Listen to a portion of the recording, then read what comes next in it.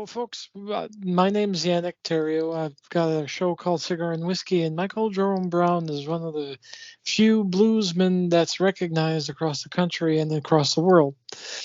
Now, Michael, how long have you been actually doing blues music? Because I know that you started young, Yes. and for those that live in New Brunswick, he also has a tie to producing an album at one of the little chapels along Dorchester hmm Cape for the Glamour Puss band or the Glamour Yeah, Blues. two albums with them actually.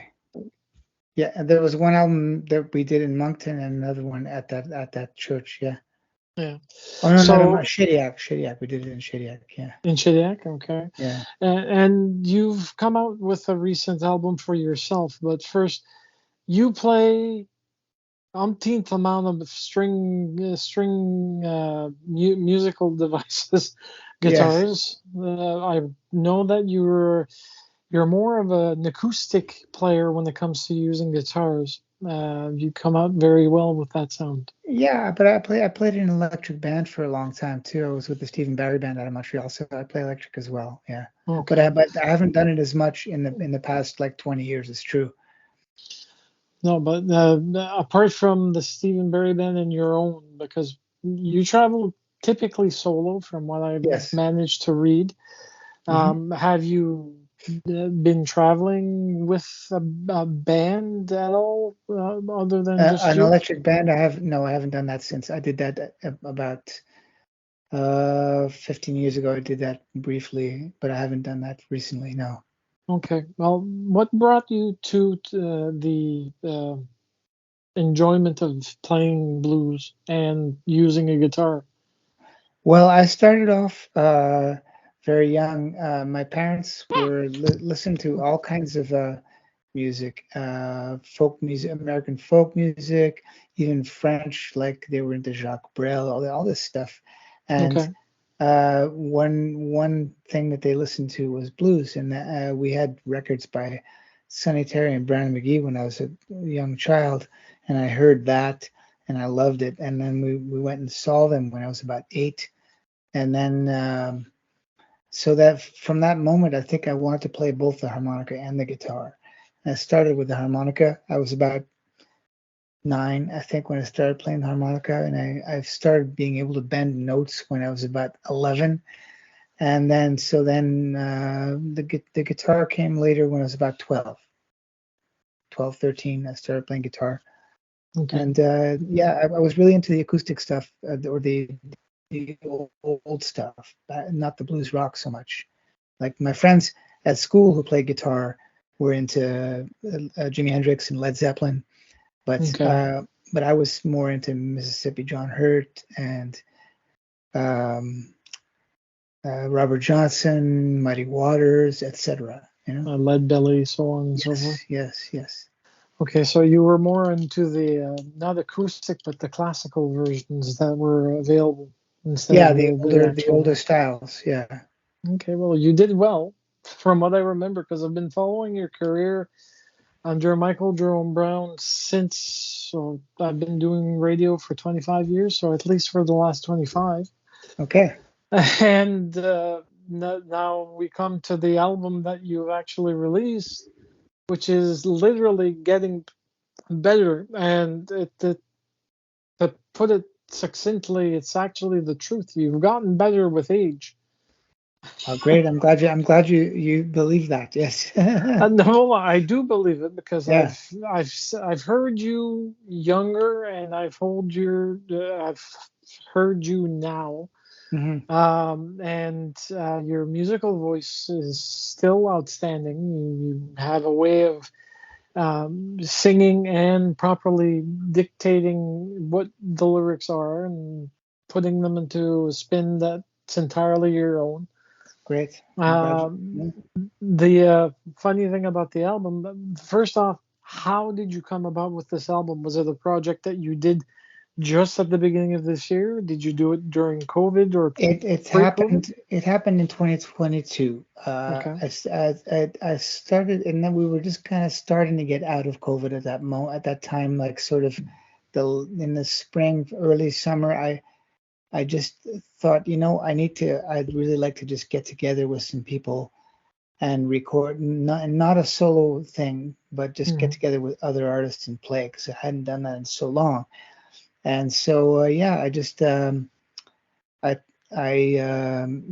it's a long story. Like, there's several different, I did a recording session and the first one I did was with Harrison Kennedy in Hamilton, but before that, I planned a session with Mary Flower and Ooh. which wound up being with John Sebastian. I had no idea. I didn't really like plan that, but Mary Flowers said to me, well, because we were recording near Woodstock, New York, she said, I know some people around there, and she rattled off a list of names, and one of them was John Sebastian. At first, I didn't really think anything. I'm not going to ask him, but one of the songs I wanted to do with Mary was the Coffee Blues, which is Mississippi John Hurt, and Hmm. it has that line in it, My Love and Spoonful, which is where the band got its name, from that song. So that made me. I was just practicing the song for this session, and I thought, wait a minute, we have to ask John Sebastian to play on that track, just because it's the name, and so Mary asked him, and he said yes, and it was great. It was really great to play with him. So, you actually recorded this entirely in New York, or No, it's nothing all done? it's recorded all over the place. Okay. But about 5 or 6 tunes were done, I think, yeah, at that session it's in Saugerties, New York, which is Okay.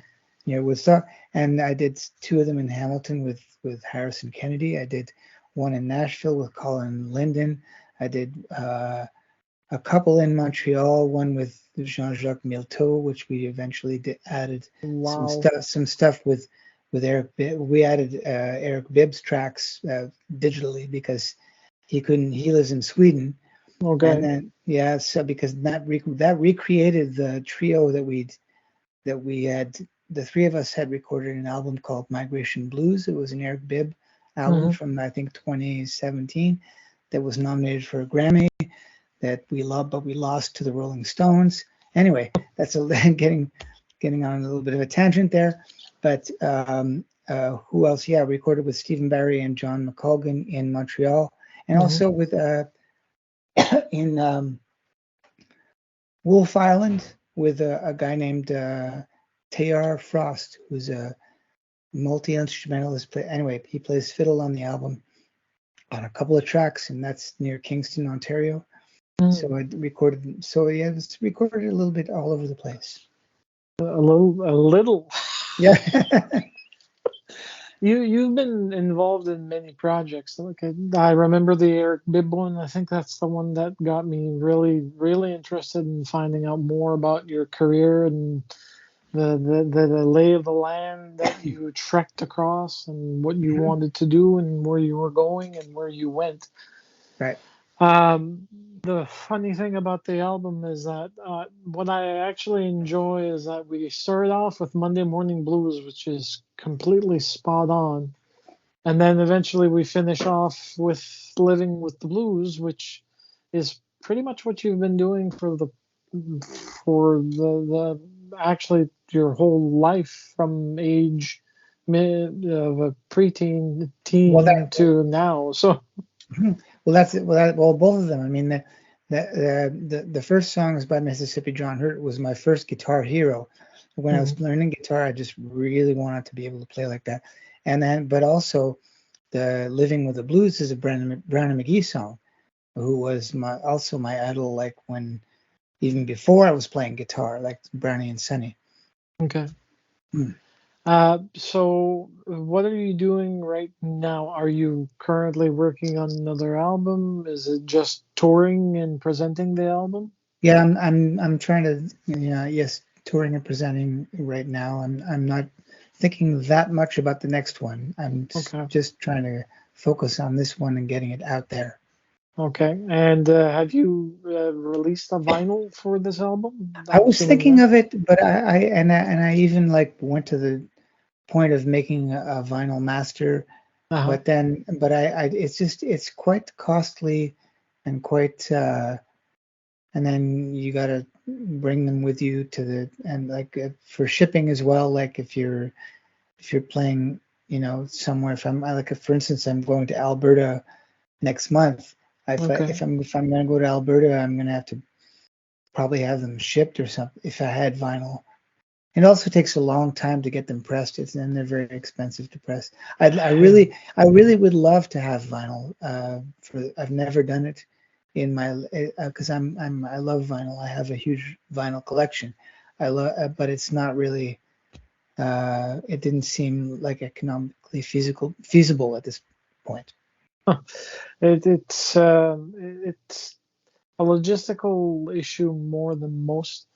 But once your mind is decided as a musician that you really want it done, then Yeah, you'll actually have it and you'll be happy with it, even I if could. it has Yeah, certain issues. yeah, I could still do this. True, I have the master is there. I could, I could go ahead and do it if I want, if I felt like doing. But Yeah. it might take take a year before I can even get it pressed because there's a waiting list for all Yeah. this stuff. Yeah. The technique that I've been seeing is that when uh, some musicians go on tour, I've met a few that have decided to bring vinyl with them when they were going Right. to gigs and doing tours across the country.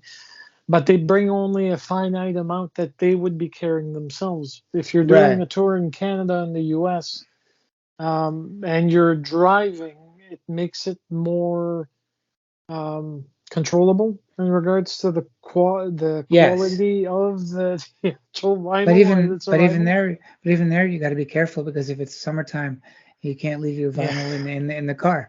It's gonna melt. that's a good point. It is going to distort the quality. So hoping that this happens, and for those that collect vinyl out there, the power to you. Yeah. Support this man. He wants to do it. So Right. it'll sound much better on vinyl for compared to certain types of media that are currently being used by many people listening to blues. Yeah. Um, Apart from this right now, and since you've been traveling quite a lot, can you tell me your personal uh, philosophy in regards to doing travel when you're doing international or national? Do you have a checklist that you typically take care of prior to getting up and going and then doing your gig for an evening? Before gig, geez, I don't know. That's a big question. So There's a lot. Yeah. let's say that you're doing a tour from you're in Ontario, I'm in Montreal. Montreal. Okay. Yeah. So let's say that you're leaving Montreal and you already know that you've got 16 spots going east or Hmm. west, whichever way Yeah. you're going. What would you typically do? Would you actually confirm the locations with a manager if you do your own management? That's completely different. I'm right enough for now. I'm my own manager and agent. Okay. Uh, so I'm doing it all. I'm my own tour manager. So yeah, if I'm doing a driving tour like that, well, I gotta then, Mhm. nowadays it's pretty easy. You look it up on Google Maps before you go. Have a GPS. You just make sure you can get to where you're going, Yeah. and then you know how long it takes to get there and all that stuff. It used to be a lot more complex because you had to just use paper maps and whatnot, and you had to like estimate, oh, how long is that going to take? Mm. And I think maybe we arrived later at gigs back in the day, but I don't know. Do you find self-management more of a task or more rewarding? Well, it certainly is a task. I mean, I don't know. Maybe if there was somebody who wanted to manage me, who I felt was the right person, I would do it. I haven't, I'm certainly in the market for somebody to do the booking. That's the part that I find the hardest. Well, it's lengthy because you end up having to scout the locations that you want to see if Yeah. they're interested, Hmm. and then you end up having to negotiate a cost. Well, you got to try and sell yourself to these people too. They don't Yeah, necessarily know you. It's all the cold calls and all that stuff. Yeah. yeah. Well, you've been successful because otherwise we wouldn't have heard of you way Hmm. back when. Um, Now, with this upcoming tour, how many stops do you have between uh, next week and the end of the tour? Oh, I'm not really. I don't have um, that much left of touring. I just did a little tour of Ontario, and I do Hmm. short tours and come home. I mean, Okay. I have a family here in Montreal, and I like to be, I don't like to be away too much. Mm, So I went okay. down to Ontario, played a few dates, came home, and next Okay. month I'm going off to Alberta, and I'm Hmm. doing a few dates there and coming home. And then I have a few dates around Quebec with Harrison Kennedy in November, and then that's sort of where it is for now. I'm still working on 2024. Okay. So you're taking it slowly and you're building up Yeah, depending on what projects or what touring dates are made available and who you're touring exactly. with. Yeah. Well, that's perfect. The fact that you're a family man is even doubly so because it means that you've got a supporting family behind your art and craft. Yes, and my partner B Marcus is more than that. She's also the lyricist for the original songs that I perform. Oh, So nice. she writes the words and I write the music. So that's a partnership that's been going on for a long time. Well, I'm glad to hear that. Hmm. Now, what about the hobbies? Because you're not just a music man. We don't figure you as a living guitar man. You're more than that. You're human, which means that other than music, is there anything that you actually do as a hobby? Hmm. That's a good question. I don't know. I think pretty much my hobbies are music related. Just Mm, listening to music. But I don't have. I'm not like I'm not into like fishing or gardening or other stuff like that. So I'd say most of my hobbies are music related. okay. And well, the last question I have is one that's weird. It's off the wall for many, but I always ask it because it's now a tradition. It's simple. What's your favorite dish? If you have a food type that, or an actual dish like tacos, fish tacos, sushi, or anything that you actually have a hankering for that you always go to on a semi-regular basis. That's a very hard one for me to answer because there's a lot of different food I like. There's food I like that I'm not really supposed to eat because I have like high blood pressure and high cholesterol. So Hmm. for instance, I love ribs, but I can't really eat them. So I don't. That's one of the things or bacon, those things. I love Hmm. them, but I can't. I don't really eat them anymore. So I don't know. That's I like I don't know. Uh, that one's a hard one because there's a lot of food I like. There's a lot of different things. I'm not very good at. I've never been good at choosing a favorite. People always say to me, often ask me, who's your favorite artist? Who's Hmm. your who's your biggest influence? And I can never answer that question because I have like too many of them. And it's kind of the same with food. As I'll tell you what I like. I like almost everything except olives. I absolutely hate olives. At the very least, that means Greek is out for you.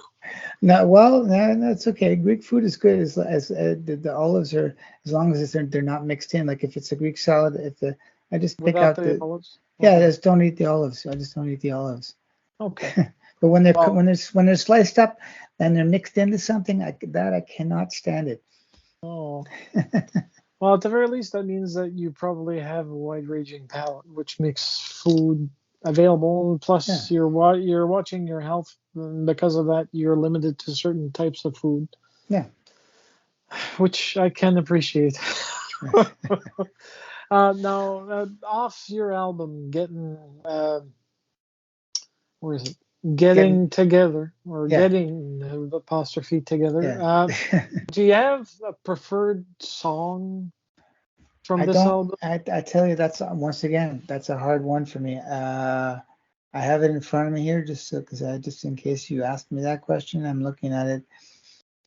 Because Uh, the Wisecrack is kind of an odd one for me because it kind of displays um, your your not jokester side, your sense of humor in well, regards to the blues. you know that tune is not mine. That's Mary Flowers' tune, and Mm, she brought that in and said, "Do you want to do this tune?" And I was like, "Yeah, yeah, sure. It sounds great." And we worked on it, and but it's her tune. Like that's her title and everything. It's so yeah, it's not. It's me, kind of accompanying her in a way. okay. Well, from the album, is there one particular that you actually wrote as an original that you enjoy? The original, the only other original on here that's mine is it's called Reverend Strut, which is it's that's played on Reverend Gary Davis's six-string banjo, Oh, which lives here in Montreal. There's a guy named Alex Shumatov who bought that banjo guitar. So they call it a banjo guitar or a banjitar or okay. what some people call it a gitjo. But anyways, it's a six-string banjo. So, and he bought it off of Gary Davis. He took lessons from him back in the 60s. He used to live in New York, Hmm. and then he bought that instrument from him back in the day. And then Gary Davis got another one, and so I knew that instrument was it's actually in my neighborhood. I could walk to his place, Oh, and wow. I knew that instrument was in Montreal. So I called up Alex and I said, "Do you think I could borrow it for a recording session?" So I borrowed it, and I came up with this tune to just an instrumental to do on that instrument, and Oh, that's the nice. tune. Yeah. Well, folks, if you have a chance, go visit this fabulous man's website. Support him directly. Yeah, MichaelJeromeBrowne.com. His music can be bought pretty much anywhere, but if you buy it directly from him, he gets more royalties and direct sales to recoup his costs. Yeah, I Uh, don't. Mostly you can get it from Borealis Records, like online if you want to get actual physical copies. BorealisRecords.com. there we go. So thank you very much for taking the time.